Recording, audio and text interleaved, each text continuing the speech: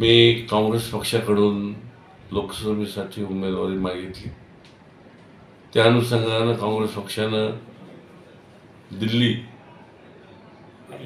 Parliamentary बोर्डाकडे माझ्या नावाची शिफारस केली असं मला सांगण्यात आलं.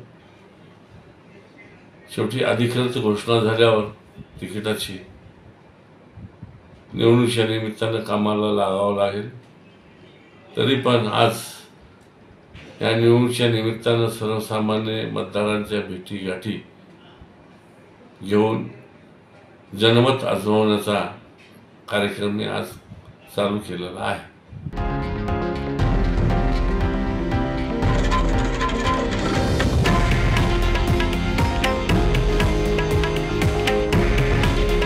हे आहे देशातील नंबर 1 न्यूज नेटवर्क आणि आपण पाहत आहात TV9 मराठी.